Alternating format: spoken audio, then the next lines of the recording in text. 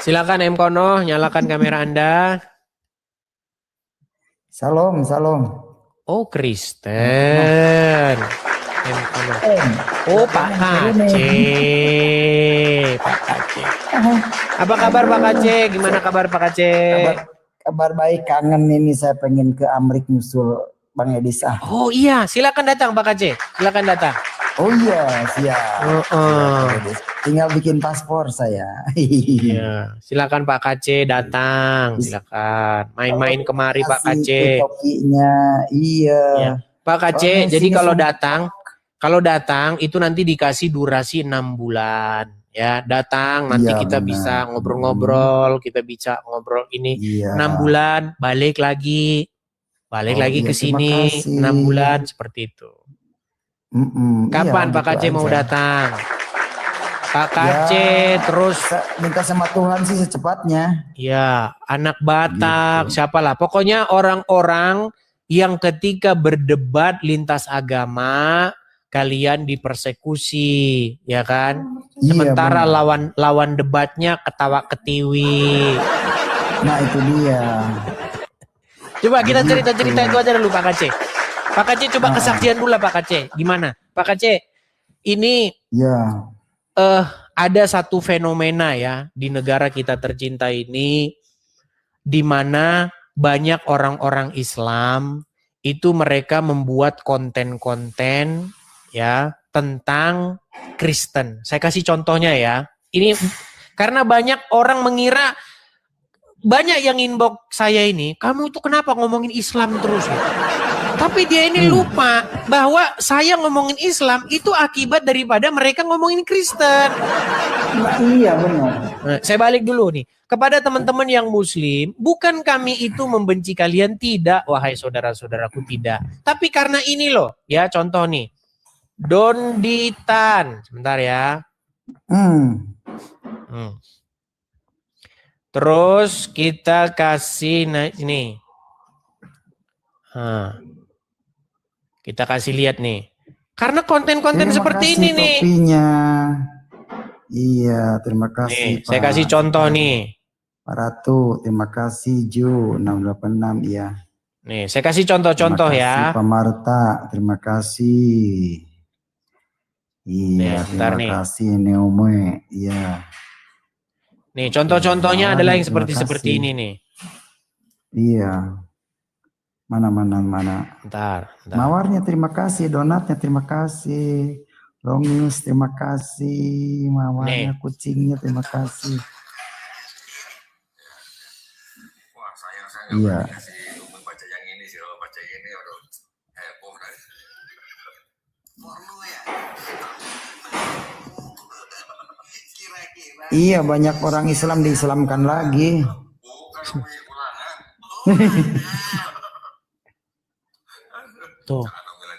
Tuh bayangin, mereka bilang porno ya, porno Eskiel kan, mereka bebas-bebas saja. Iya, aneh. Ini bayangkan gini, kalau begini, kalau Islam ngomong porno ya, kitab Eskiel, bukan kitab ulangan, ngetawain Alkitab. Nggak apa-apa, aman, tenang. Ada polisi di belakang, tenang. Halo juga. Memang seperti itu. Makanya kami ini karena seperti ini kami jawab nih. Nih, saya ulang lagi sebentar ya Pak Kace ya. Itu ada di menit 42. Saya fokus. Iya, saya fokus nyimak. Lanjut. Bentar. Ya, ada di menit 42. Sebentar nih. Makasih penggemarku Wibs. Bentar, saya ini kan ya. Coba dengarkan ini. Terima kasih topinya. Pulgan. Pak Kace fokus dulu ke sini Pak Kace. Biarkan saja orang kasih tip, biarkan saja, diamkan saja nih. Oke nih. Iya, terima kasih. Lihat ya. Nih. Ya karena segala sesuatu serangan, tuduhan, fitnah terhadap Islam, kita harus bisa mengajarkan kepada umat Islam jawabannya tuh begini loh. Iya, betul. Itulah perlunya kita. Iya. Makanya jadi mantan. Jadi segala yang kita alami ini enggak sia-sia. Iya, betul. Ini Fitri ya? Ternyata manfaatnya besar. Jadi mantan kafir. Nah, maksud Dodi gini. Price, terima kasih. Disebutkan bahwa ada ayat yang tidak asli. Mungkin kalau mereka melihat kitab-kitab yang seperti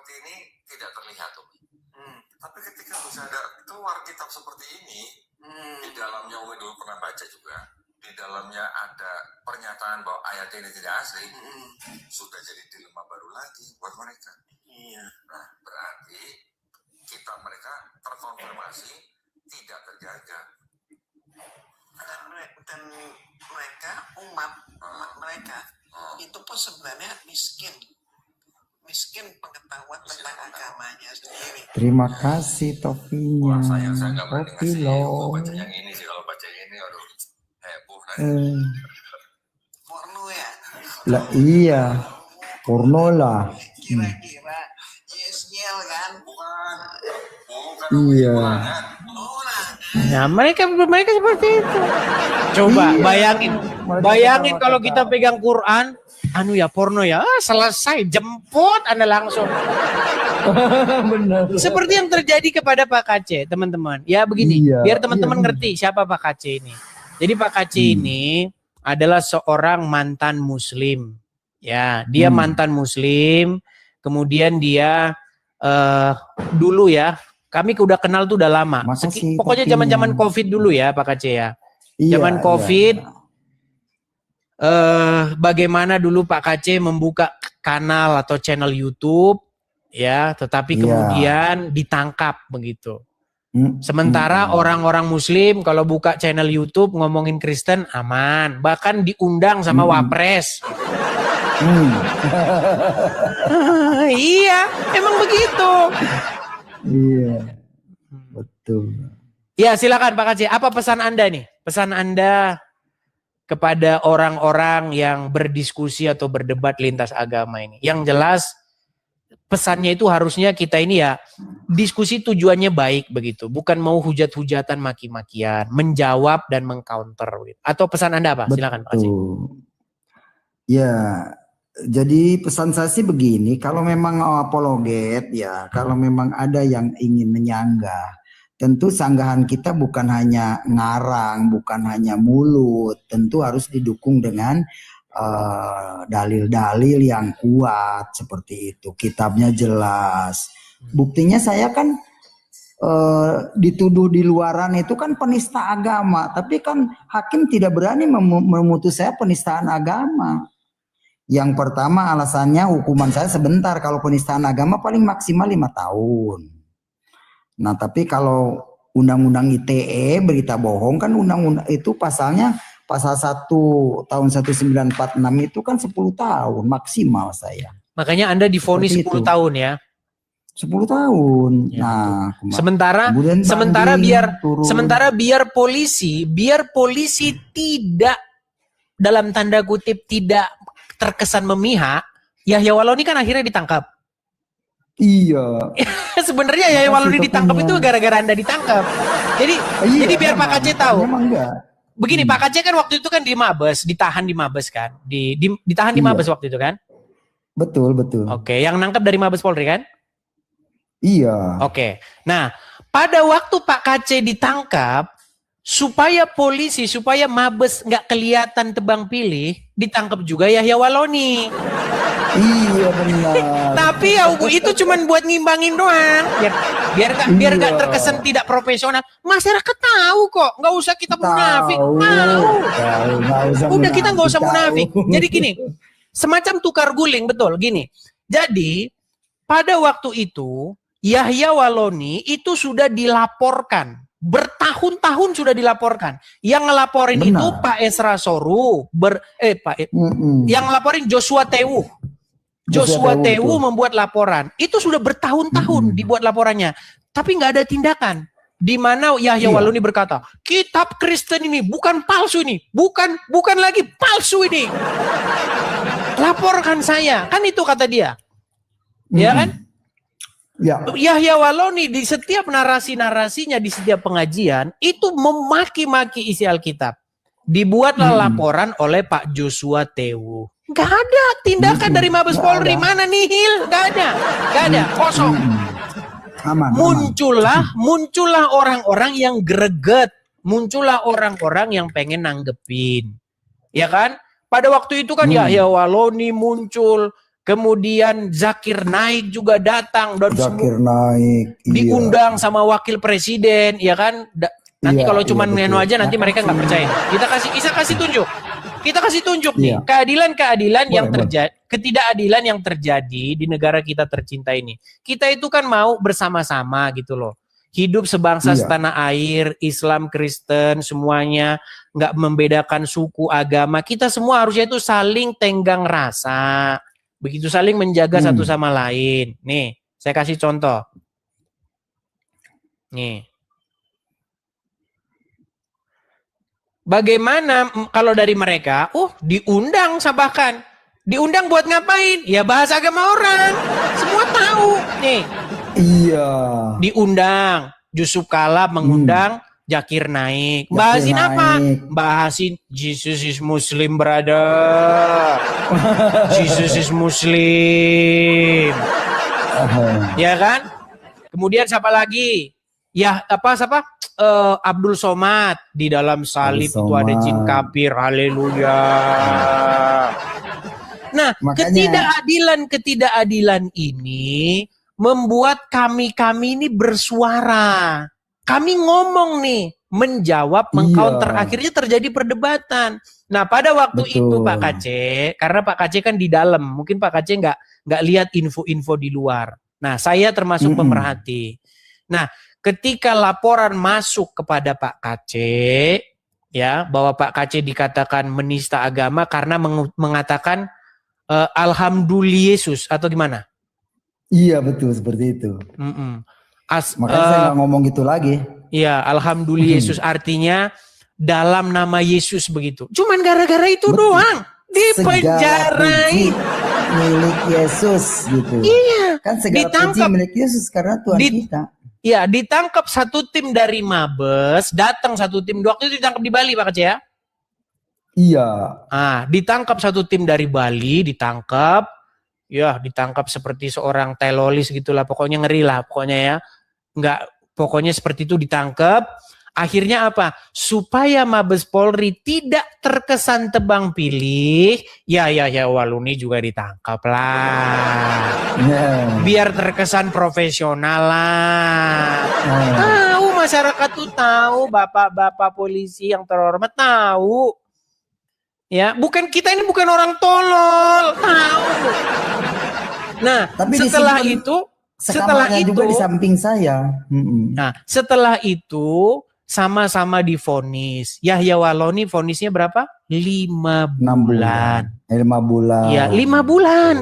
Enak karena apa? Iya. Ya karena Muslim, hakim Muslim, jaksa Muslim, penyidik Muslim. Muslim sama-sama Muslim. 5 bulan. Pak Kaceh, jaksa Muslim, penyidik Muslim, hakim Muslim. 10 tahun kau. Apa-apaan ini? Dunia macam apa ini? Ketidakadilan itu nih yang kami suarakan tuh, ketidakadilan itu. Kalau mau adil, misalnya ya 6 bulan sama-sama 6 bulan. Sama-sama penista agama kok. Kalau mau ngomong penista agama, kita sama-sama akui. Di dalam perdebatan, di dalam diskusi, kadang kita selip lidah, kebawa emosi. Saya termasuk mengakui itu. Kadang-kadang terselip emosi, amarah, sehingga ada emosi. Kalau kita mau ngakui sama, Juma juga sama, Yusuf Pei sama semua kok. Begitu. Iya. Tapi kenapa cuma yang Kristen-Kristen aja? Anak Batak debat dengan Muslim, Islam lawan debatnya. Dia di penjara, lawan debatnya kecekik-cekikan. Iya. Apakah ini adil? Ketidakadilan ini yang saya suarakan. Begitu loh. Sebenarnya ada gini Pak Kaceh. Saya ini juga sekolah hukum, walaupun saya nggak sampai selesai ya. Gini, di dalam KUHAP yang lama, Kitab Undang-Undang Hukum Acara Pidana yang lama, itu ada satu pasal yang berbunyi begini. Seorang hakim itu tidak boleh mengadili perkara di mana dia itu punya hubungan keluarga dengan sang terdakwa. Dengan seseorang yang sedang diadili. Nggak boleh. Karena apa? Karena putusannya itu sudah tendensius. Contoh. Udah mirip nantinya. Iya, contoh hakim punya keponakan atau punya saudara. Saudaranya dibunuh. Ya kan? Terus yang diadili itu orang yang membunuh itu nggak boleh. Karena putusannya pasti nanti udah ada amarah di dalamnya atau punya keluarga misalnya. Dia terdakwa itu keluarganya dia, pasti udah ada rasa kasihan. Makasih.